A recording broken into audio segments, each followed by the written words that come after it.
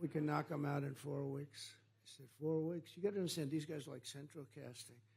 He said he had a drill sergeant that was better looking and tougher than any guy you could ever put into a movie.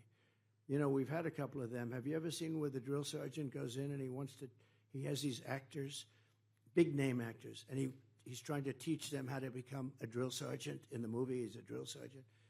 And after about 5 minutes, the actor said, I could never do that. Because it's a different level, okay, of toughness. And one movie, what was that great movie that was made where a Full Metal Jacket. You know, it's a very, they took somebody from the military, a top drill sergeant, right? Oh, that's good. Stand up. That's great. Full Metal Jacket, right?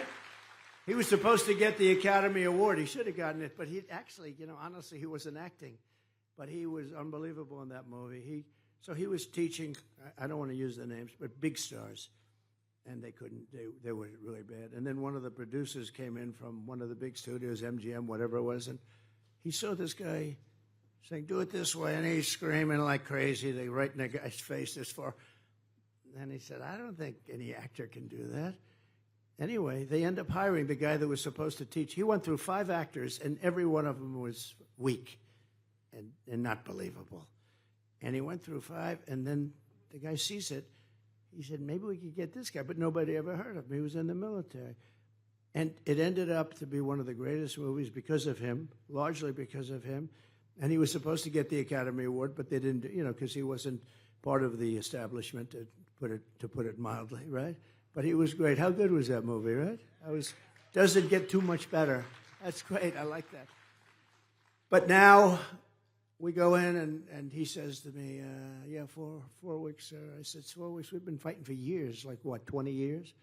He said, no, we can do it. Why is it that it was so bad? Well, sir, they wanted to all leave from this major base, but we're very far away. By the time the planes got there, they had to come back. Refueling them was tough, but they had to really come back, so they'd be over there for about just a short period of time, like about 5 minutes, and then they have to start heading back because it's a very long flight. And we didn't have any time, and we didn't have the right aircraft. We were sending wrong. He said, but we have auxiliary bases. We have what we call portable bases, sir. We have portable runways in the desert. Very good. And we got a lot of them, sir. They didn't want to use them because they wanted to be politically correct. I said, so what would you do? I'd use them, sir. And so you tell me you think you can do something in 4 weeks that these people in Washington couldn't do in 5 years? And they said 5 years, and we don't know if we could do it. Yes, sir. How sure are you? 100% you'll have time left over, sir. You got to be kidding. This was a good trip, the great Tommy Thompson. This was a good trip for me, Tommy, because I said, you know, I didn't expect this result. I said maybe 2 years, 3 years. And he goes, no, sir. I said, so what are you going to do? We're going to get to these bases. We're going to hit them from the left. We're going to hit them from the right. We'll hit them from the east and the west and the north and the south. We're going to come from underneath. We're going to come under the ground. We're going to go over their heads. We're going to come from so many different. They're not going to know what the hell. And I'm using a good word because Franklin Graham does not like it when I curse. It's not nearly as good. I keep telling him. I could have used a word that would have shocked the hell out of you. You would have loved it. Then you would have gone home and said, he uses foul language. No, Franklin Graham said, sir, we love your stories. We love you. We love you. But, sir, if you could not use foul language, it would be even better. He's wrong about that. It's not as good. Okay? Not as good. But, not as good. But anyway, and he said, yeah, we'll knock him out. And I won't go through the rest of the story, but the bottom line, it was less than 4 weeks. The guy was unbelievable, and they knocked the hell out of him. And we defeated 100% of the ISIS caliphate, 100% of it. And I tell that story sometimes because we have actually a great military, and we don't have a woke military. I mean, some of these idiots on top are woke. They're politicians more than they are military people. That's why they got there, frankly, which is a little bit sad. You should get there based on military victory, not because of that. But you could keep these people like that fought for me so brilliantly. You could put them in a woke cage. We call it a woke cage for 2 years, scream at them, only woke stuff. And when they come out, they'll say, let's go USA, let's go MAGA. They'll say, we want MAGA. They won't be convinced. They won't be convinced. Tommy, they're not going to be woke. I guarantee that. I met them. They're not wokesters. Anyway, so now war or threat of war is raging everywhere, and the two incompetent people running our country, or what, I don't actually think they're even running it, are leading us to the brink of World War III, a war like no other. This is what the policies of weakness and appeasement have brought to the world. And as I've been saying for a long time, terrible things can happen. When you have incompetent leadership, really bad things can happen. I mean, there's a story that I just told you about how quickly we took out the enemy that we were fighting for 20 years, close to 20 years. You wouldn't trust Joe or Kamala to run a lemonade stand anywhere, would you? If your child were running a stand, the way I used to run a lemonade stand, I'd say, Mom, outside of my house in Queens, I'd run. There weren't that many people walking in front of the stand, but I ran it. But if I wasn't going to run it, I wouldn't let one of those two run it because they wouldn't have any idea. Like Joe, he was essentially convicted of documents. I was, with all the weaponization, I went through years of hell.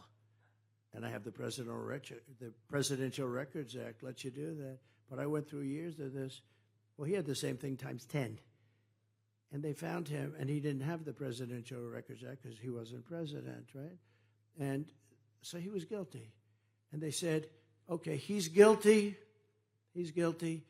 but we're not going to hold him to it because he's incompetent, right? That's what they said. Essentially, in a little different language, they said, we're not going to hold him to it, so he is guilty, but we don't think he can stand trial. But he's allowed to run our country, but he can't stand trial. I said, what's that all about? But I said, you know what? If that's the only way to get out, where they find you incompetent, I said, I'd rather be found guilty. I don't want that to be happening. I don't want that to be happening. But they weaponize government. It's no surprise that Iran desperately wants Kamala Harris to be president. They endorsed her. I think they actually endorsed her. I don't know. So did Putin. Putin endorsed her. And he actually endorsed her with a smile on his face. He's going like, no, I think her. Oh, geez. He would want her. He would want. I don't think he knew exactly what to say. It was very interesting, actually. But he did. He said, because of her experience. Oh, experience in losing. Because they know as long as she's in power, they can take advantage of America like never before. And, for 4 years, this country was respected. I was respected, but this country was respected. Viktor Orban said, if you bring Trump back, he's the head of Hungary, you bring Trump back, there won't be any problems anywhere. We had no problems in the world. But that's why they target me. That's why I'm targeted. I'm targeted by a lot. Iran and targeted, we know for a fact, but probably others. But they only target consequential presidents. They don't target Joe on the beach as he sleeps. He sleeps. How do you fall asleep when cameras are raging, right? You got the paparazzi, you got everybody. He's dead sound asleep. I wish I could have that secret because, that's a talent. I wish I could do that. Sleep with the cameras. Tommy, could you do that? I don't think Scott could do that, right? I don't think so. But if I were in charge, today's attack on Israel never would have happened. All of the things that we're talking about never would have happened, including that botched withdrawal that made us look so bad. Probably the reason that Russia went into Ukraine. They saw that, and because it was right after that, they saw that, and they said, wow, these people are not what we thought. If I win, we will have peace in the world again. I guarantee we will have peace in the world again.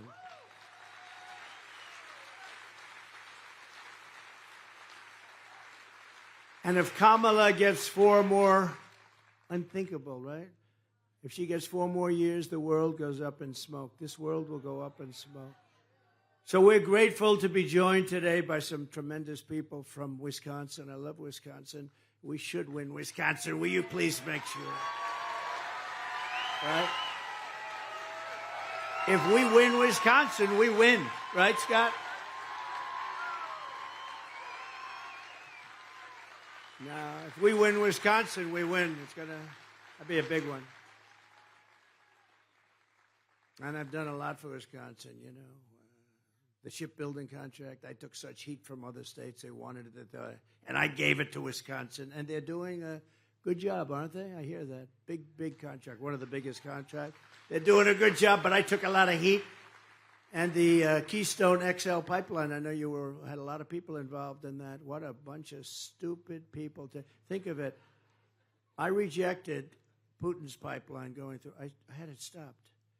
And I approved the Keystone XL pipeline, also the Dakota pipeline. By the way, isn't it nice to have a guy that doesn't need teleprompters to tell this stuff? Thanks. You know, I'm going through all these names, and it's not part of my thing. I'm going through all these names. You think Biden could do that? I don't think so.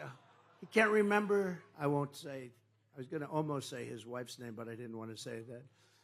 I almost said it. Remember when he called his sister his wife? Some things you can't do. You know what you can't do? I don't want to talk about him because he's gonzo. He's gonzo in many ways. But remember, it's great to be in New Hampshire. And he was in Florida.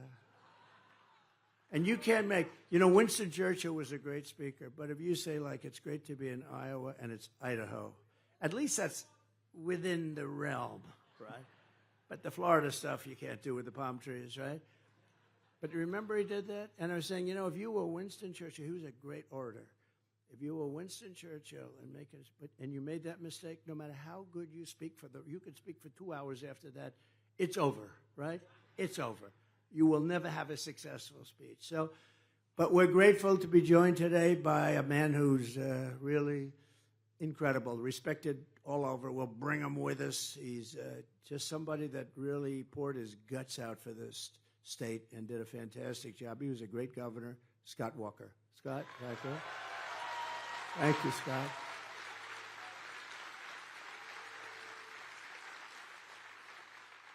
And another former governor, so respected, he's like the dean. He's the dean. They call him that. And I'll never forget, in 2016, I ran, and he said, "Sir, you're wasting your time. You're not going to win Wisconsin."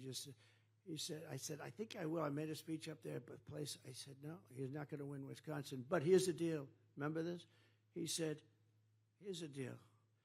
If I think you're going to win, I'll call you back. Otherwise, don't waste your time. Go to Pennsylvania, go to other places that you have to win," which I appreciate. I mean, that's better than, like, wasting your time. He said, "So you're not going to win it, but if for any reason I see a change, I'm going to call you back, and you'll come up and you'll close it up." And he called me about 3 weeks later. He said, "It's time to come up. You're going to win this thing," right? Tommy Thompson. And we did. That was pretty cool. That was pretty cool. Do you remember that, Tommy? That's pretty cool. Most guys say, "Oh, come up. Come up. Don't waste a half a day, even though you can't win."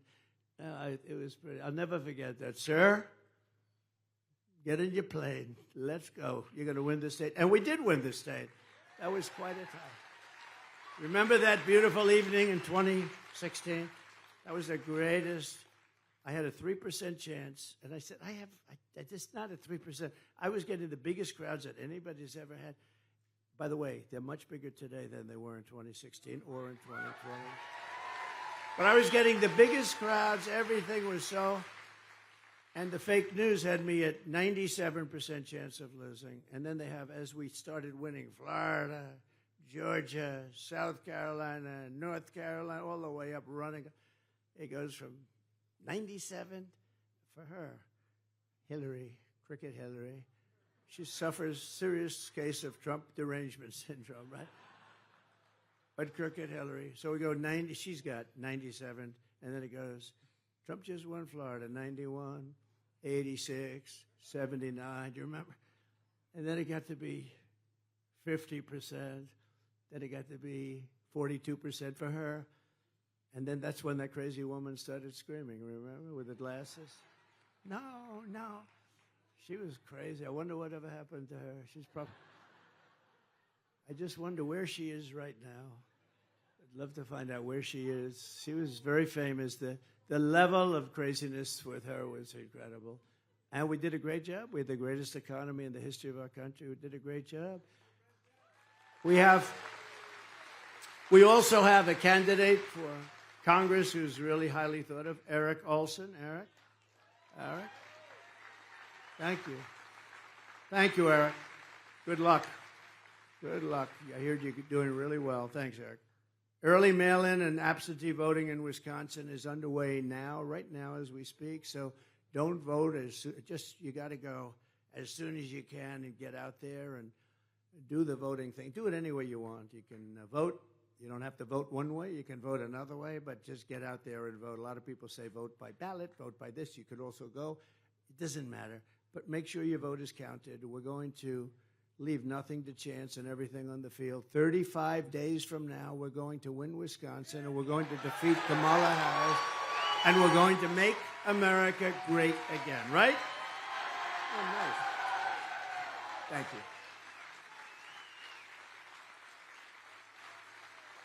And I'm asking every citizen to join me in launching sort of a new golden age for America. We're so embarrassed by what's happened over the last 4 years. It's just a terrible, terrible thing. It's interesting, though, because we had two great elections, the second one being much better than the first. Hard to believe, right? They said, what happened? I said, well, we did much better. But they say that this one, I've just asked some of the people in the back that are here, working here, they said this one is far stronger than number one or number two, and they were good. But this is much, and you know the reason I don't think I've changed. I don't think I've changed at all. I think what has changed is you've got something to compare it to, and you're seeing the most incompetent administration in history, the absolute worst president in the history of our country. They rate vice presidents too, and she's rated last, but he's rated last. The worst president. Jimmy Carter is the happiest man because Jimmy Carter is considered a brilliant president by comparison. I mean, Jimmy Carter didn't let 21 million people come into our country without checks, without balance, without anything, from parts unknown, from parts of the world that nobody ever even knew existed. And some of them are rough. And we'll talk about that too. But as catastrophic as Kamala's failures are, the good news is that we have a plan to fix it, and we're going to fix it fast. And we have to get these people out, all these criminals that are coming into our country and destroying the fabric of our country. And really, an extraordinary future is within our grasp. We can do it. If we don't do it this time, I think it's going to be gonzo. I'm not even sure you'll ever have another election. These group, they're sick. They're sick.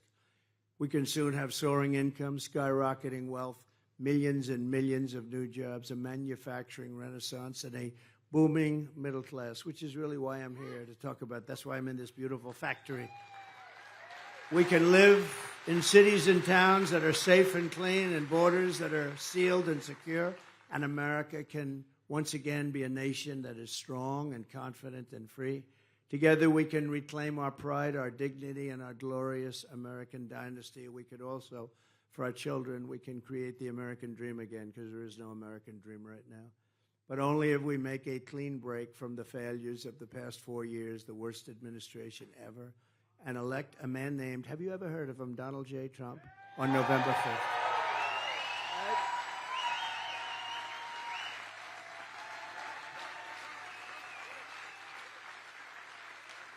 Thank you very much. Thank you.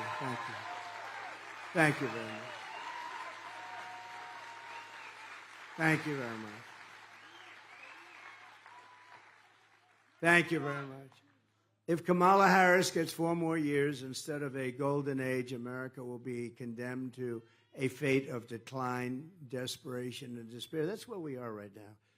Your family finances will be permanently destroyed. Your borders will be gone forever. Tens of millions more illegal aliens will invade our cities and towns. You see what's going on with cities and towns all across America. They're devastated. Medicare and Social Security will buckle and collapse because these people are going on to your Social Security rolls, if you can believe it. They can't speak English. They came here illegally, and they're destroying Social Security. and I will never let it happen. And I'll tell you, I never did let it happen. And I didn't do the rage. You know, they want to do, and they're going to do, no doubt about it, a big an increase in age and wage, because what that means is you're going to go way up in terms of when you qualify. So how would you like to say, oh, wow, I was going to be on Social Security now, but I got to wait another 5-6 years because of Kamala. That's what's going to happen. I have no doubt about it. That's what's going to happen because it's under tremendous pressure. They're signing these people just like they're trying to sign them to vote. Frankly, that's the thing it maybe bothers me more. You know, there's a reason why they let all these people in, because they want to get them to vote. That's the reason. So Wisconsin, if you want to avoid this miserable fate that we talk about for your family and for our country, and then you have to turn out in record numbers. You have to come out in record numbers because she is the worst. And we're going to look at her. We're going to say, Kamala, you have been terrible. You've done a terrible job. You were the worst vice president in history. You shouldn't have even had a chance to run for president. Kamala, you're fired. Get out of here. Right? The Apprentice. The Apprentice. She wouldn't have won The Apprentice, I guarantee. No, we had much smarter people than that. She wouldn't have won The Apprentice. Starting on day one, we will end inflation and make America affordable again. We'll do that. We've got to bring it down. Now, biggest problem, I mean, outside of, the biggest problem to me is always the nuclear problem, because that's, that supersedes everything. That supersedes inflation. To me, that supersedes everything. But outside of that, the biggest problem we have is that's what's happened with pricing. You can make the same or you can make more, but if you went up, if things cost 50, 60, 80, 100% more than they did 4 years ago, people that were saving a lot of money are now losing a lot of money. They're taking the money they saved and they're spending it. So we're going to get those prices down. We're going to start with energy. But if Kamala is reelected, one of her very first acts will be to massively raise taxes on all American families. I never saw a person campaign on tax increases. She openly says we're going to campaign on tax increase. And she wants to get rid of the Trump tax cuts, which were the biggest tax cuts in history. And when you add it together, it's the biggest increase in taxes by far in history. And they call her in San Francisco the tax queen because she used to tax people a lot and run the place very badly, obviously. She's already cost the average family $29,000 with rampant inflation. Now she's coming back for more with a plan to raise typical family taxes by $2,600 a year. So on top of all of the costs that you have, they're not going to go down. They're not going to go down under their plan. Under my plan, they're going to plummet, but they're not going to go down. She wants the largest small business tax hike in history, and many of you own small businesses. In history, by far, eliminating the small business pass-through for tens of millions of small businesses. A lot of people don't know what that is. What it means is your business is worthless. She backed a 33% tax hike on U.S. manufacturers and domestic producers, which would mean jobs fleeing and prices skyrocketing for American consumers. You'll start the whole big inflation disaster all over again. And, what you saw the other day is for purposes of politics, they gave you a good decrease in interest rate, but it's okay because you deserve it. The reason they did it, though, is the economy is terrible, and everybody here knows it. The economy is terrible, and that's why they did it. It's probably political, but they probably did the right thing because the economy is absolutely terrible. She wants to drastically raise the death tax. You know what that is? Radically increase the capital gains tax. On the death tax, I have a provision. If you have a small farmer business, you can leave it to your children tax-free. Tax-free. She's getting rid of that. I always say, if you don't like your children, don't waste your time applauding. But if you do, does anybody not like their children? No, if you have a small business, you have no estate tax or death tax. And if you have children that you love, that's a big deal. If you have children that you don't care about, you don't want to leave them anything, don't waste your time listening. But to me, I've never had anyone raise their hand. I mean, there must be some people. I've had big crowds. I said, raise your hand if you don't like your children. I think nobody had the courage to raise their hand.